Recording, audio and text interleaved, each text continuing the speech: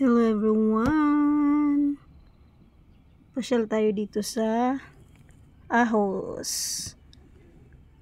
at saka sa aking patatas.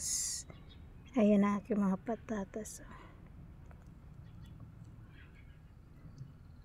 Ito yung tanim kong ahos.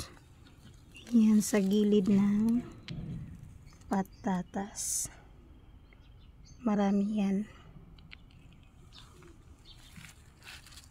Ito pa dito.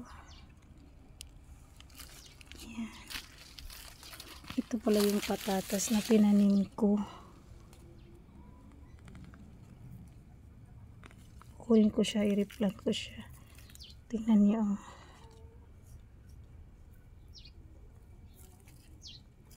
Mayroon pa dito. Tatanggalin ko siya tapos ilipat ko siya doon kasi yung tubig dito. Marami siyang roots. Ganyan siya. Ito lang yung tinanim ko. Tapos ganyan na siya pag tumubo. Yan. Yan. Marami-rami din yan.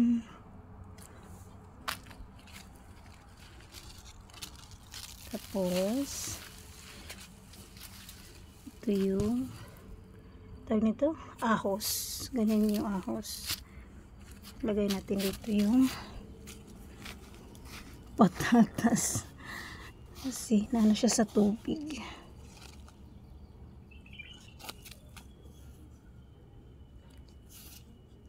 Buhay na yan kasi marami na siyang roots. Diba?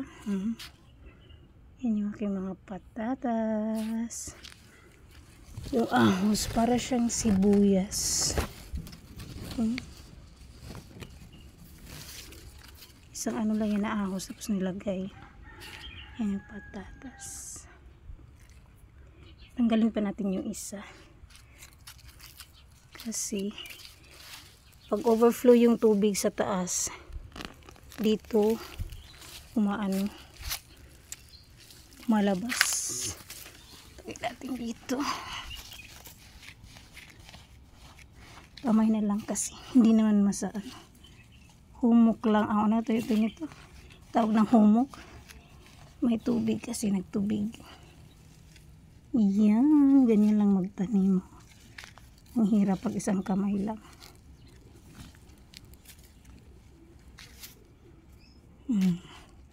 Nireplant ko kasi naubos yung lupa niya dun. Nabali tuloy siya.